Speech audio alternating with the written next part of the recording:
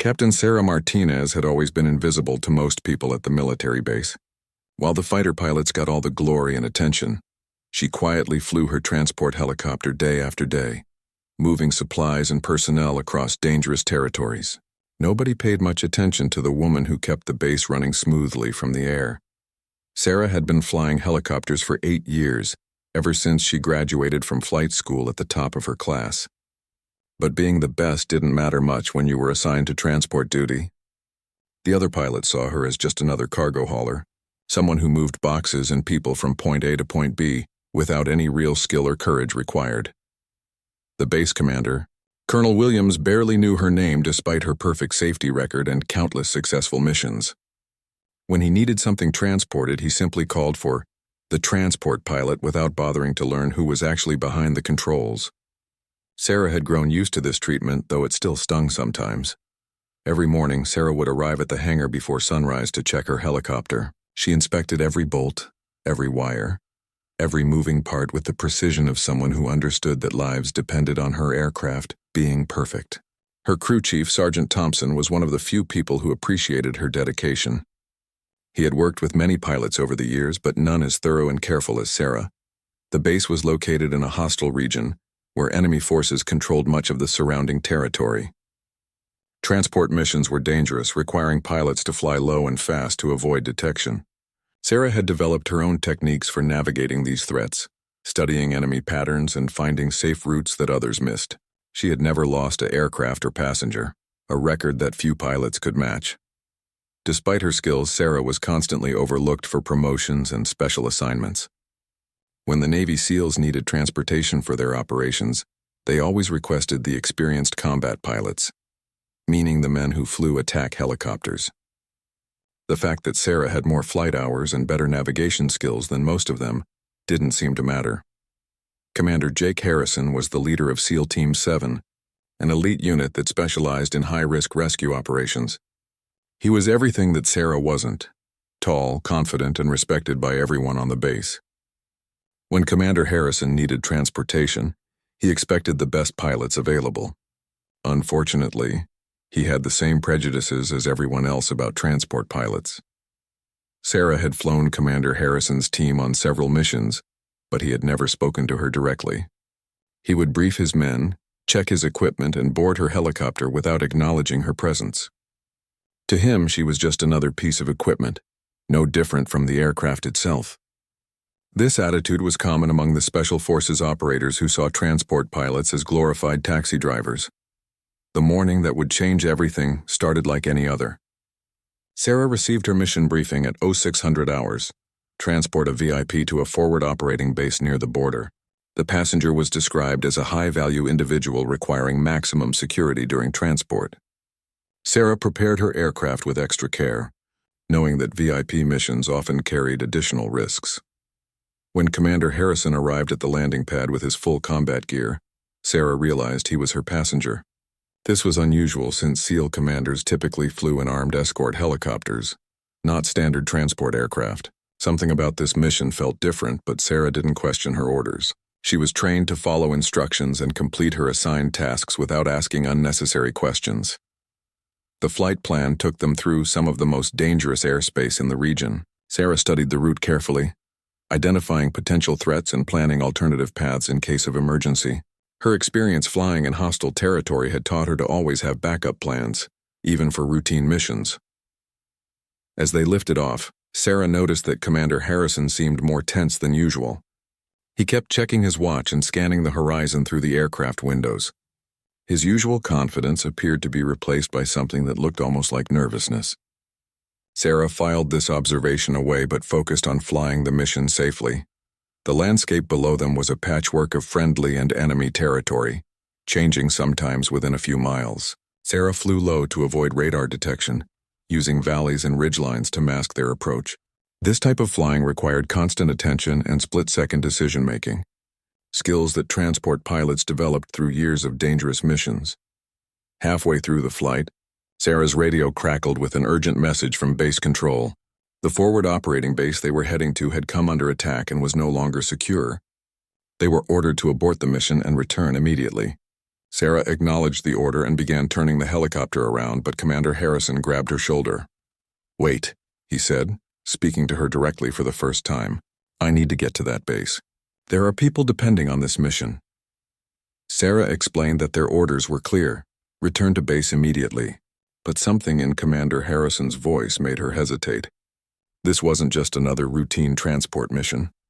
Commander Harrison revealed that his team was already at the forward base, conducting a rescue operation for captured civilians. He was supposed to coordinate the extraction, but now they were trapped without support. If he didn't reach them soon, the entire mission would fail and innocent people would die. Sarah found herself facing an impossible choice. She could follow orders and return to base, keeping herself and her passengers safe. Or she could disobey direct orders and fly into a combat zone where they would be vastly outnumbered and outgunned. Either choice could end her career, but only one choice might save lives. Looking at Commander Harrison's desperate expression, Sarah realized that for the first time in her career, someone actually needed her skills and judgment, not just her ability to follow orders. The invisible transport pilot was suddenly the only person who could make the difference between success and failure, between life and death. Sarah made her decision and pushed the helicopter forward toward the embattled base. As they flew deeper into enemy territory, she began to understand that this mission would test every skill she had developed over 8 years of flying. More importantly, it would finally give her the chance to prove that transport pilots were much more than glorified taxi drivers. The radio remained ominously silent as they approached their destination, suggesting that the situation at the forward base was worse than anyone had imagined. As Sarah's helicopter approached the forward operating base, smoke columns rose from multiple locations across the compound. The radio chatter she could intercept painted a grim picture. The base was under heavy attack from 3 sides, with enemy forces closing in rapidly. What should have been a simple transport mission had become a rescue operation in the middle of active combat. Commander Harrison studied the tactical display on his portable device, his face growing more concerned with each passing minute. "My team went in to extract 5 civilian aid workers who were captured last week," he explained to Sarah. "Intelligence said the enemy was holding them in a compound 2 miles from the base. But it looks like this whole thing was a trap." Sarah could see the base below them now, and the situation was worse than she had imagined. Several buildings were on fire, and she could see muzzle flashes from multiple defensive positions. The enemy had clearly planned this attack to coincide with the rescue mission, hoping to eliminate both the SEAL team and the base personnel in one coordinated assault. "Where exactly is your team supposed to be?" Sarah asked, studying the terrain around the base. Commander Harrison pointed to a cluster of buildings northeast of the main compound. "They should be holed up in that village, but I haven't heard from them in over an hour. That's not normal for my men." Sarah analyzed the tactical situation with the same methodical approach she used for all her missions. The enemy forces appeared to be concentrated around the base itself, but scattered patrols were moving through the surrounding area. Landing at the base would be suicide, but there might be other options if she could think creatively. "Commander, I can't land at the base, but I might be able to get us close to your team's location," Sarah said. "There's a clearing about half a mile from that village that should be out of direct line of sight from the main enemy positions." "Commander." Harrison looked surprised that she was thinking tactically rather than just following flight plans. As they flew toward the village, Sarah's radio suddenly came alive with frantic transmissions. The base commander was calling for immediate evacuation of all non-essential personnel. Several transport helicopters had already been shot down trying to reach the base, and the situation was deteriorating rapidly. Sarah realized that she and Commander Harrison were now completely on their own. The clearing Sarah had spotted was smaller than ideal, surrounded by trees and rough terrain. Landing would require precision flying in a confined space while potentially under enemy fire. It was the kind of challenge that separated experienced pilots from average ones, and Sarah had been preparing for moments like this her entire career.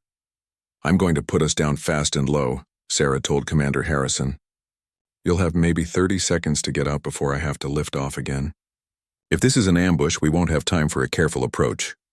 Commander Harrison nodded, checking his weapon and preparing to move quickly once they touched down. Sarah brought the helicopter down in a steep, fast descent that would have terrified most passengers, but Commander Harrison remained calm, watching her work with what appeared to be growing respect. For the first time, he was seeing the skill and courage that transport missions actually required, especially in hostile territory. The helicopter touched down hard but safely in the small clearing. Commander Harrison jumped out immediately and ran toward the tree line, while Sarah kept the engines running and scanned for threats. The sound of gunfire was clearly audible from the direction of the village, confirming that the SEAL team was still engaged with enemy forces. After exactly 30 seconds, Sarah lifted off again and climbed to a safer altitude. Her job now was to wait for Commander Harrison's signal while staying ready to provide emergency extraction if needed. But as she circled the area, she began to understand that the situation was far worse than anyone had anticipated. Through her aircraft's communication system, Sarah could monitor multiple radio frequencies. What she heard made her blood run cold. The enemy forces weren't just attacking the base and the village. They were coordinating a much larger operation designed to eliminate American forces throughout the entire region. The SEAL team and the aid workers were just part of a bigger trap. Commander Harrison's voice suddenly crackled through her headset. "Transport pilot, this is Harrison. We've got a major problem down here." His transmission was broken up by static and the sound of automatic weapons fire. "The aid workers are here, but we're pinned down by a much larger force than expected. We need immediate extraction for 7 people." Sarah studied the terrain around the village, looking for landing options. Every potential site was either too small, too exposed, or too close to enemy positions. A conventional extraction would be impossible under current conditions. She would need to find a way to get close enough to pick up the team without getting shot down in the process. "Commander, the village is completely surrounded," Sarah radioed back. "I can see at least 3 enemy squads moving to cut off your escape routes. Do you have any heavy weapons or explosives that could clear a landing zone?" The response was not encouraging. The SEAL team was running low on ammunition and had no anti-vehicle weapons. As Sarah continued circling, she noticed something that the ground forces couldn't see. The enemy was positioning vehicles and heavy weapons in a pattern that would make escape virtually impossible. They were clearly planning to eliminate the entire SEAL team rather than just capture them. This wasn't just a tactical situation anymore. It was a life-or-death emergency. Commander Harrison's voice came through the radio again, calmer now but with an edge of desperation. "Transport pilot, I need you to listen carefully. My team is good, but we can't fight our way out of this one. If you can't figure out a way to extract us, we're not going home." The weight of that statement hit Sarah like a physical blow. For her entire career, Sarah had been following orders and completing routine missions. She had never been in a situation where people's lives depended entirely on her ability to think beyond standard procedures. But now, 7 people were trapped in enemy territory with no hope of rescue except for what she could accomplish with her helicopter and her skills. Sarah realized that everything she had learned about flying in hostile territory, every technique she had developed for avoiding detection and navigating dangerous airspace, would need to be combined in ways she had never attempted before. The invisible transport pilot was about to attempt the most dangerous rescue mission of her career. The radio crackled again with Commander Harrison's voice, but this time there was something different in his tone. For the first time, he was speaking to her not as a subordinate or a piece of equipment, but as a fellow professional whose expertise might be their only hope for survival. Sarah's mind raced as she analyzed the impossible situation below. The village where Commander Harrison and his team were trapped sat in a valley surrounded by hills with enemy forces controlling all the high ground. Traditional helicopter rescue tactics would be suicide in this environment, but Sarah had spent years studying unconventional approaches to dangerous missions. "Commander Harrison, I need you to give me your exact position and the location of the civilians," Sarah radioed. "Also, how much ammunition do you have left and what's your team's physical condition?" The response painted a bleak picture. 2 SEAL team members were wounded. They had perhaps 20 minutes of ammunition remaining, and the 5 aid workers were in poor condition after days of captivity. Sarah studied her fuel gauge and calculated her options. She had enough fuel for perhaps 45 more minutes of flight time, including the return trip to base. Whatever she was going to do, it had to happen quickly. Delay would only make the situation worse as more enemy reinforcements arrived in the area. Looking at the terrain below, Sarah began to formulate a plan that would have seemed impossible to most pilots. The hills around the village were steep and covered with trees, but there were several small clearings that might be accessible with precise flying. Instead of trying to land in the village itself, she could potentially use these clearings for a series of quick insertions and extractions. "Commander, I'm going to try something that's never been done before," Sarah transmitted. "I can't get to you directly, but I can get close enough for your team to reach me in small groups. You'll need to split up and move to different extraction points." Commander Harrison's response was immediate. Splitting up would make his team more vulnerable, but staying together meant certain death. Sarah identified 3 small clearings on different sides of the village, each one offering a potential landing site if approached from the correct angle. Her plan was to extract the team in 3 separate trips, using the hills and trees to mask her approach and departure. It was dangerous and complicated, but it might be their only chance. The first clearing was on the eastern slope of the hill, accessible through a narrow valley that would hide her helicopter from most enemy positions. Sarah began her approach flying lower than she had ever flown before, using every fold in the terrain to stay hidden. The tree branches scraped against her aircraft's belly as she maneuvered through spaces barely wider than her rotor blades. "First extraction point is hot," Sarah radioed to Commander Harrison. "Send 2 people now. You have 30 seconds before I have to pull out." She watched through her windscreen as 2 figures emerged from the tree line, one of them clearly injured and being supported by the other. They reached her helicopter just as enemy muzzle flashes appeared on the ridge above. Sarah lifted off immediately, climbing and turning to avoid the incoming fire. Her passengers were 2 of the rescued aid workers, a doctor and a teacher who had been working in refugee camps when they were captured. Both were weak and dehydrated but alive. 2 down, 5 to go," Sarah muttered to herself as she prepared for the second extraction. The next clearing was more exposed, requiring Sarah to approach from the north where enemy forces had established a checkpoint. She would need to fly directly over their position, but at such low altitude and high speed that they wouldn't have time to react effectively. It was a calculated risk that depended entirely on surprise and precise timing. "Second extraction point in 60 seconds, Sarah warned Commander Harrison. "This one's going to be rough. Tell your people to be ready to run." She dove toward the checkpoint, her helicopter screaming just above the enemy vehicles before they could respond. Soldiers scrambled for weapons, but Sarah was already past them and approaching the clearing. Commander Harrison himself was waiting with one of his wounded teammates and another aid worker. They climbed aboard quickly while bullets began impacting the trees around them. Sarah lifted off in a steep climbing turn, using a nearby ridge to block the enemy's line of sight. The maneuver was so aggressive that her passengers were pressed against their seats by the G-forces. 3 more to go, Commander Harrison said over the internal communication system. "But that last clearing is completely exposed. The enemy knows what we're doing now and they'll be waiting." Sarah could see he was right. Vehicles were already moving to surround the final extraction point, and heavy weapons were being positioned on the surrounding hills. Sarah realized that her original plan wouldn't work for the final extraction. The enemy had figured out her pattern and adapted their defenses accordingly. She needed to do something completely unexpected, something that would confuse them long enough to complete the rescue. The answer came to her as she studied the burning base in the distance. "Commander, change of plans," Sarah announced. "I'm going to make it look like I'm attacking the base. While they're focused on me, your remaining people need to move to a new location." She explained her idea.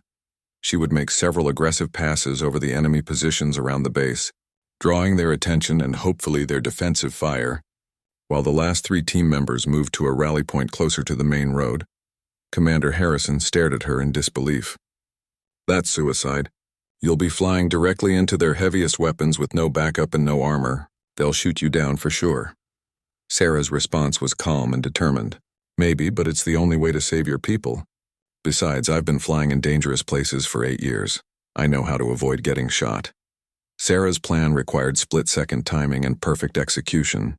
She would need to appear threatening enough to draw enemy attention away from the extraction point, but not so aggressive that she actually got shot down.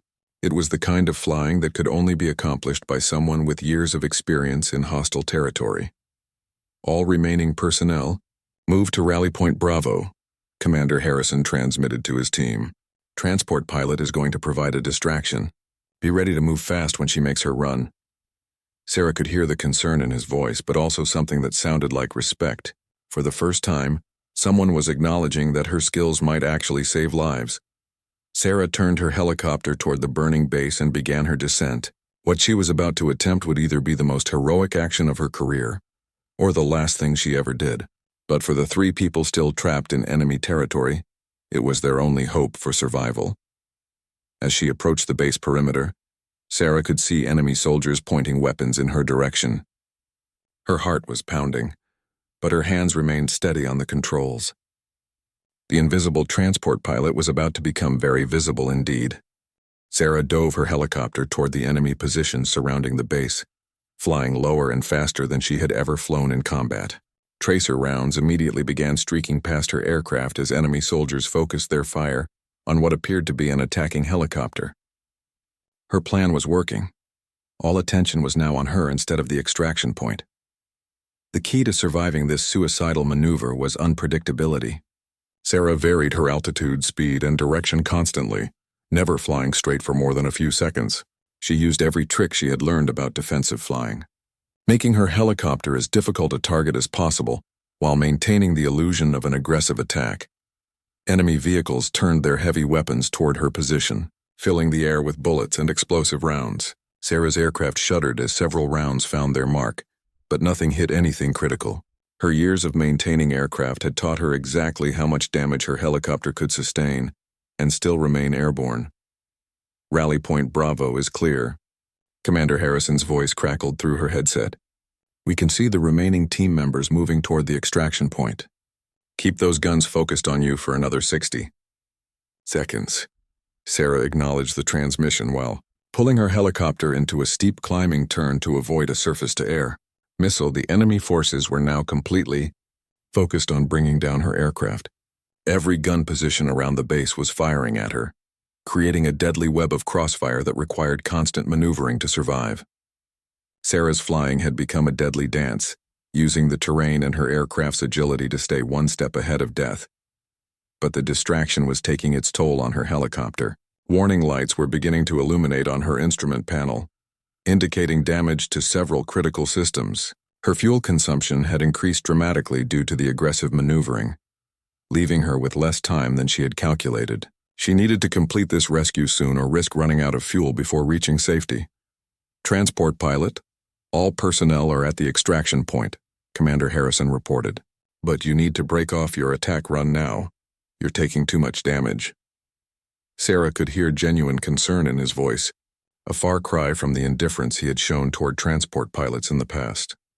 Sarah made one final aggressive pass over the enemy positions, drawing as much fire as possible, before turning toward the extraction point.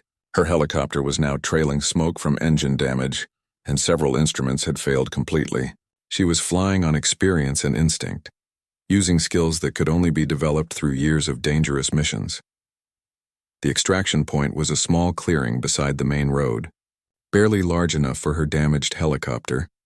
As Sarah approached, she could see 3 figures waiting in the tree line, the remaining 2 SEAL team members and the last aid worker. Enemy forces were already beginning to move in their direction. Having realized that the attack on the base was actually a diversion, Sarah brought her crippled helicopter down hard in the clearing, her damaged landing gear barely holding the aircraft's weight. The 3 waiting figures ran toward her aircraft while bullets began impacting the trees around them. One of the SEAL team members was carrying the aid worker, an elderly man who appeared to be unconscious or severely injured. Go, go, go, Commander Harrison shouted as his remaining team members climbed aboard. Sarah didn't wait for confirmation before lifting off, her helicopter struggling to gain altitude with the additional weight and reduced engine power. The aircraft shuddered and groaned but somehow remained airborne as they cleared the tree line. Enemy fire followed them as they climbed away from the extraction point, but Sarah's evasive maneuvering kept them from taking any additional critical hits. Her fuel gauge was now showing dangerously low levels, and several warning alarms were sounding continuously. They had perhaps 15 minutes of flight time remaining, barely enough to reach friendly territory. How's everyone back there? Sarah asked over the internal communication system. Commander Harrison conducted a quick assessment of his team and the rescued civilians. 2 of his men were wounded but stable, and the aid workers were in poor condition but alive. All 7 people had been successfully extracted from what should have been an impossible situation. As they flew toward safety, Sarah's helicopter continued to lose power. She was nursing the damaged aircraft along, using every technique she knew to coax maximum performance from failing systems. The base came into view in the distance, but Sarah wasn't sure they would make it before complete engine failure. Base control. "This is transport helicopter requesting emergency landing clearance," Sarah transmitted. "We have 7 souls on board and are experiencing multiple system failures." The response was immediate. Emergency crews were already standing by, having monitored her radio transmissions during the rescue operation. Commander Harrison moved forward to the co-pilot's seat. Watching Sarah's expert handling of the crippled aircraft, "I owe you an apology," he said quietly. "I never realized what kind of skill it takes to do what you do. You saved 7 lives today with flying that I've never seen before." Sarah's response was characteristically modest. She was just doing her job. The helicopter's engine finally gave out when they were still 2 miles from the base. Sarah immediately entered auto-rotation, using the aircraft's forward momentum and rotor inertia to maintain some control during the forced landing. It was one of the most difficult maneuvers in aviation, requiring precise timing and perfect technique to survive. Sarah selected a flat area near the base perimeter for the emergency landing, her hands steady on the controls despite the desperate situation. The helicopter touched down hard but upright, the landing gear collapsing but the cabin remaining intact. Emergency crews reached them within minutes, extracting the wounded and providing medical attention to the rescued civilians. As Sarah climbed out of her destroyed helicopter, she was surrounded by base personnel who had witnessed her impossible rescue mission. Word had already spread about the transport pilot, who had single-handedly extracted a SEAL team and 5 civilians from enemy territory. The invisible pilot was invisible no longer. Commander Harrison approached her as medical teams checked everyone for injuries. "Sarah," he said, using her first name for the first time, "what you did today was beyond heroic. You risked everything to save people you didn't even know, and you did it with flying skills that most combat pilots could never match." Sarah looked back at her destroyed helicopter, already calculating what it would take to get another aircraft operational. "Commander, those people were counting on us. Transport pilots don't leave anyone behind." Her matter-of-fact response summed up the dedication and professionalism that she had demonstrated throughout her career, qualities that had finally been recognized when they mattered most. The rescue mission was over, but Sarah's story was just beginning. Word of her actions would soon spread beyond the base, changing how people viewed transport pilots and the critical role they played in military operations. The morning after the rescue mission, Sarah woke up in the base medical facility where she was being treated for minor injuries and exhaustion. As she opened her eyes, she found Commander Harrison sitting in a chair beside her bed, looking very different from the confident officer she had known before. His face showed the weight of what they had experienced together. "The aid workers are all going to make it," Commander Harrison said quietly. "The doctor says they were maybe 12 hours away from serious medical complications when we got them out. Your flying saved 5 innocent lives yesterday." Sarah nodded, relieved to hear that the rescue had been successful, but she could see something troubled in the commander's expression. Commander Harrison explained what had happened after the rescue. Intelligence reports revealed that the entire operation had been a carefully planned trap designed to eliminate his SEAL team. Enemy forces had been tracking their movements for weeks, setting up the perfect ambush. Without Sarah's unconventional rescue tactics, all 7 people would have been killed or captured. "There's something else you need to know," Commander Harrison continued. "My team and I weren't supposed to be on that mission alone. We were supposed to have air support from 2 attack helicopters and a full backup team, but those resources were redirected to what Command thought was a more important operation." The implication was clear. They had been abandoned by their own command structure. Sarah listened as Commander Harrison described the broader military situation. The base they had been defending was considered expendable by higher command, an acceptable loss in a larger strategic plan. The SEAL team's rescue mission was seen as a low-priority operation that could be handled with minimal resources. No one had expected the enemy to mount such a coordinated response. "The truth is, Sarah, we were sent on a suicide mission without anyone having the courage to tell us," Commander Harrison said. "If you hadn't decided to disobey orders and stay in the area, we would all be dead right now. You're the only reason any of us made it home." Sarah felt a chill as she realized how close they had all come to disaster. Over the next few days, as Sarah recovered from her injuries, she began to understand the political implications of what had happened. Several high-ranking officers were scrambling to explain why a simple transport mission had turned into a major rescue operation. The fact that a transport pilot had succeeded where combat units had failed was embarrassing to many people. Colonel Williams, the base commander who had barely known Sarah's name a week earlier, visited her in the medical facility. His attitude was completely different now, respectful, almost deferential. "Captain Martinez, I want you to know that your actions have been reported to the highest levels of command. What you did yesterday will not be forgotten." But Sarah sensed something else in the colonel's manner, a hint of concern that suggested her heroic actions might cause problems for other people. The military hierarchy didn't appreciate situations where lower-ranking personnel made decisions that exposed the failures of their superiors. Sarah's success highlighted how badly the mission had been planned and supported. Commander Harrison spent hours debriefing with Sarah, going over every detail of the rescue operation. As they talked, he began to understand just how many critical decisions she had made during the mission. Her knowledge of enemy tactics, her understanding of terrain and weather, her ability to improvise under pressure.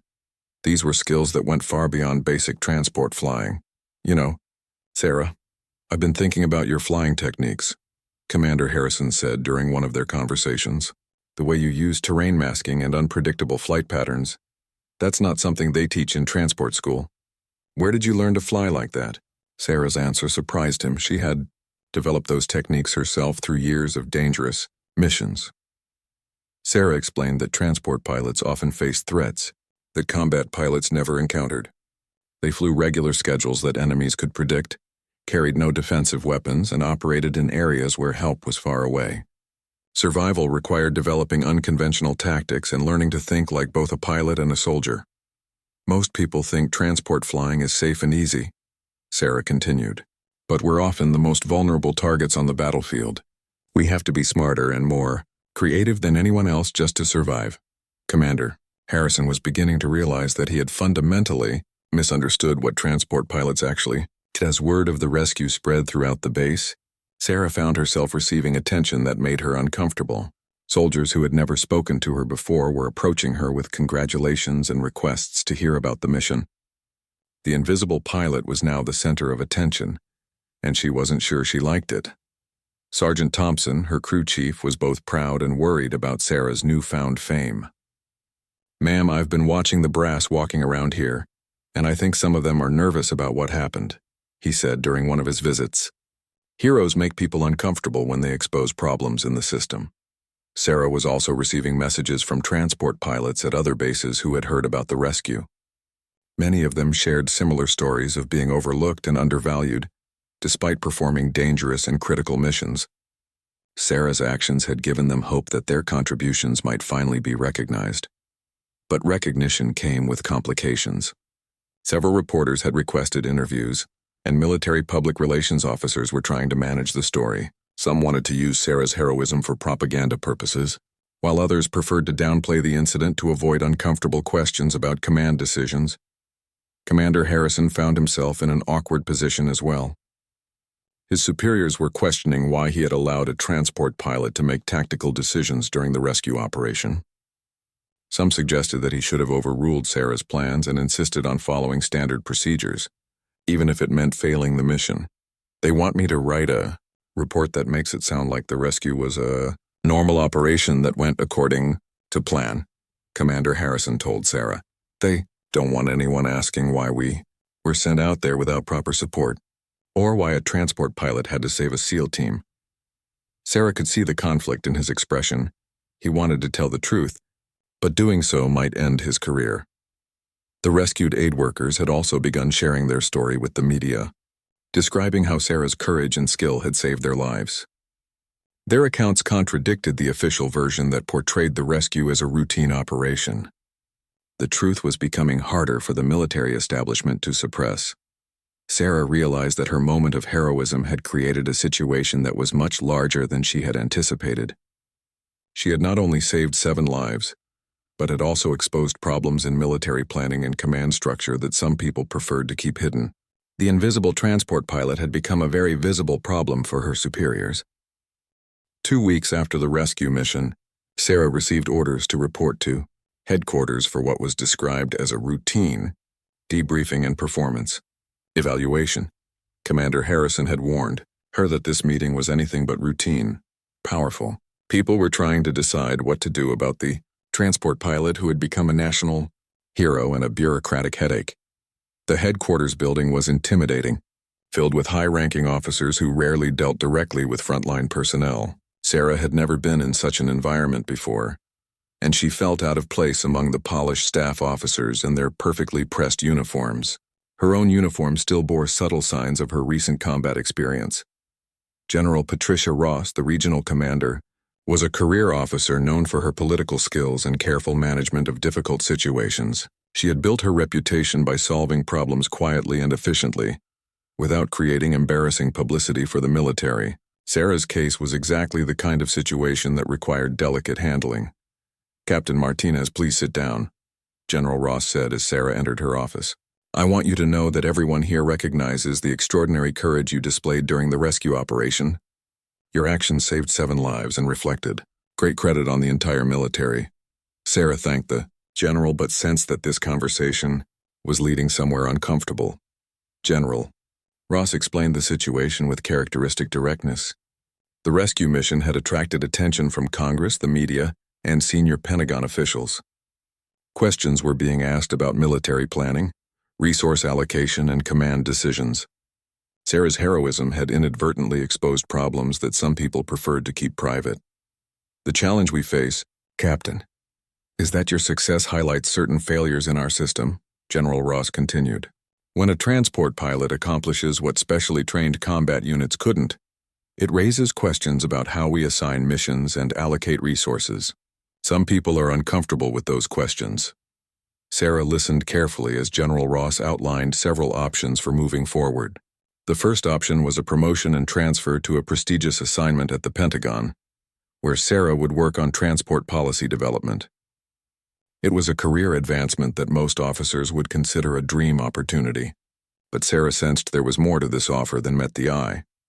The Pentagon position would allow you to influence how transport operations are conducted throughout the military, General Ross explained. You would have the opportunity to ensure that other transport pilots receive the recognition and resources they deserve. But Sarah understood the subtext. This assignment would also remove her from operational flying and keep her away from situations where she might embarrass her superiors again. The second option was to remain in her current position but with certain restrictions on her operational activities. Sarah would continue flying transport missions, but only on routine assignments that didn't involve potential combat situations. Her superiors wanted to ensure that she wouldn't have another opportunity to make independent tactical decisions. General Ross presented these options as career opportunities, but Sarah recognized them for what they really were: ways to neutralize her effectiveness while appearing to reward her heroism.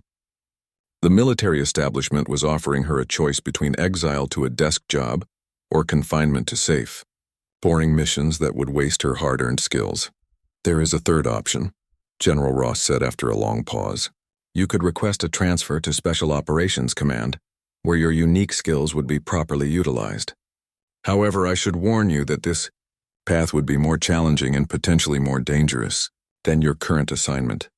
This option was clearly the one that General Ross least preferred to discuss. Sarah asked for time to consider her options, but she already knew what her answer would be. The Pentagon position would advance her career but remove her from the work she loved.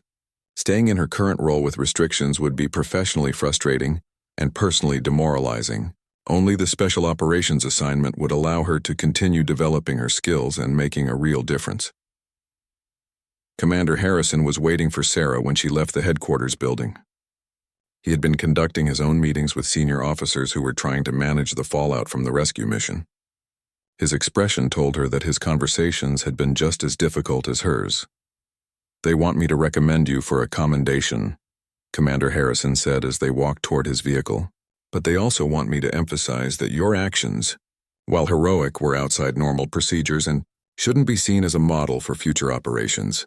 Sarah could hear the frustration in his voice as he described the political pressure he was receiving.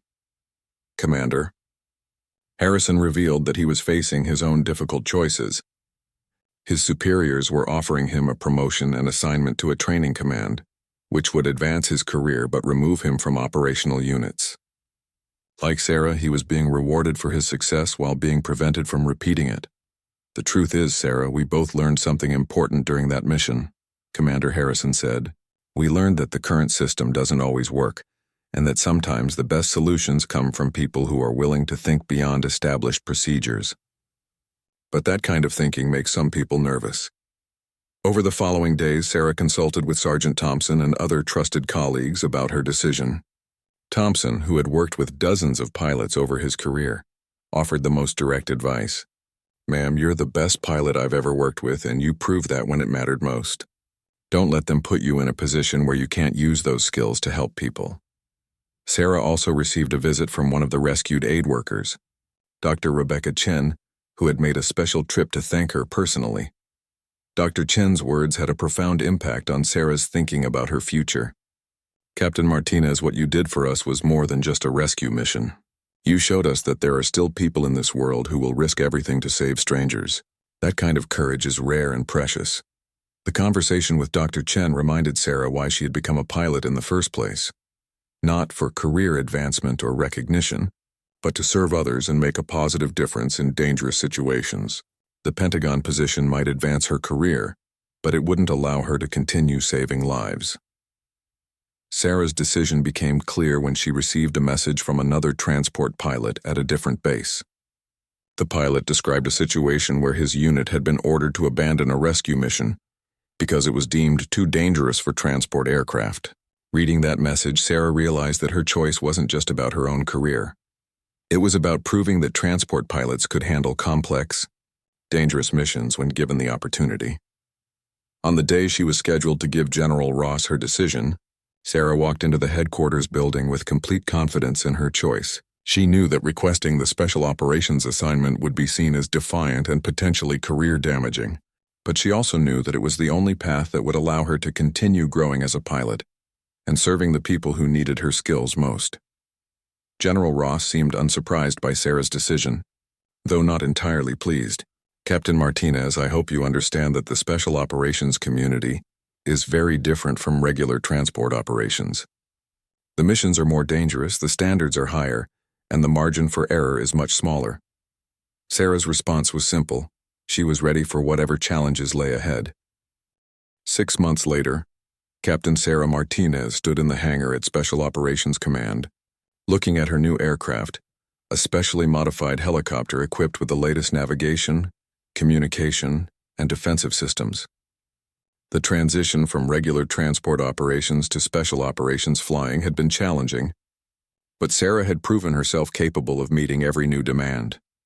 Her training with Special Operations Command had been intense and comprehensive. She had learned advanced combat flying techniques, studied enemy tactics in detail, and practiced complex mission scenarios that pushed her skills to their limits. The instructors, initially skeptical about a transport pilot joining their elite ranks, had quickly recognized Sarah's exceptional abilities. Commander Harrison had also requested transfer to Special Operations Command, where he now led a team that specialized in high-risk rescue missions. Working together again, Sarah and Commander Harrison had developed new tactics that combined her innovative flying techniques with his team's combat expertise. Their partnership had become legendary within the Special Operations community. The rescue mission that had started Sarah's transformation was now studied in military schools as an example of creative problem-solving under extreme pressure. Her techniques for using terrain masking, unpredictable flight patterns, and diversionary tactics had been incorporated into training programs for pilots throughout the military. Transport pilots were no longer seen as mere cargo haulers, but as skilled professionals capable of complex operations. Sarah's new role involved missions that were far more dangerous and complex than anything she had experienced before. She flew deep into enemy territory to insert and extract special operations teams, conducted reconnaissance flights over hostile areas, and participated in combat search and rescue operations. Each mission required the same combination of technical skill, tactical thinking, and raw courage that she had demonstrated during the original rescue. The most satisfying aspect of Sarah's new position was the opportunity to train other transport pilots in advanced techniques. Many pilots who had spent years feeling undervalued and overlooked were now being selected for special operations training. Sarah's example had opened doors that had previously been closed to transport aviators. Sergeant Thompson had also transferred to Special Operations Command, where he served as Sarah's crew chief and helped maintain the unit's specialized aircraft. His experience and technical expertise were invaluable in keeping the complex helicopters operational under challenging conditions. The partnership between Sarah and Thompson had become one of the most effective pilot crew chief teams in the military. The aid workers who Sarah had rescued had also made remarkable recoveries. Dr. Rebecca Chen had returned to her humanitarian work, but now advocated for better protection and support for civilian personnel operating in dangerous areas. She often spoke publicly about Sarah's heroism and the importance of recognizing the contributions of all military personnel, regardless of their official roles. General Ross had eventually acknowledged that Sarah's decision to join Special Operations Command had been the right choice for everyone involved. The success of Sarah's new unit had demonstrated that innovative thinking and unconventional approaches could enhance military effectiveness. The general had even requested that Sarah brief senior officers on her experiences and recommendations for improving transport operations. The military's attitude toward transport pilots had changed significantly in the months following Sarah's rescue mission. New policies ensured that transport aviators received advanced training in combat flying techniques and tactical decision-making. Resources that had previously been reserved for combat pilots were now available to anyone who demonstrated the ability to use them effectively. Sarah's story had also inspired changes in how the military identified and developed talent. The rigid hierarchies and narrow thinking that had once limited opportunities for people like Sarah were being replaced by more flexible approaches that recognized excellence wherever it appeared. Merit and demonstrated ability were becoming more important than traditional career paths. Commander Harrison had been promoted to Lieutenant Colonel and given command of a special operations aviation unit that included both combat and transport aircraft. His experience working with Sarah had taught him the importance of recognizing talent in unexpected places and giving people opportunities to prove themselves. His unit had become known for its innovative tactics and exceptional mission success rate. The relationship between Sarah and Commander Harrison had evolved from mutual respect to genuine friendship and professional partnership. They continued to work together on the most challenging missions, combining their different perspectives and skills to solve problems that neither could handle alone. Their success had proven that effective teamwork could overcome almost any obstacle. Sarah's personal transformation had been as significant as her professional advancement. The quiet, invisible transport pilot had become a confident leader who was comfortable making critical decisions under pressure.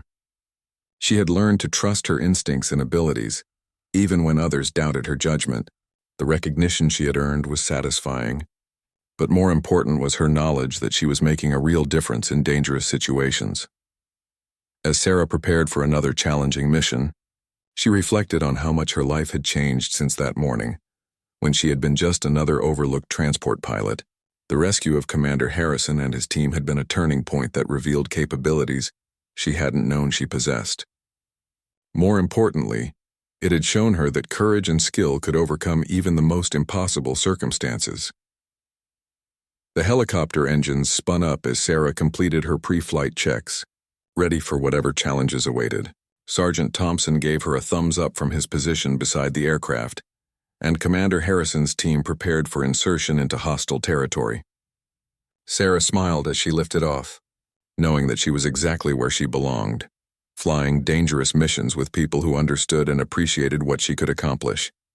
The invisible transport pilot had become a visible hero, but more importantly, she had become a symbol of the potential that exists in every person who is given the opportunity to prove themselves. Sarah's story continued to inspire others throughout the military, reminding everyone that heroism and excellence can emerge from the most unexpected places when courage meets opportunity.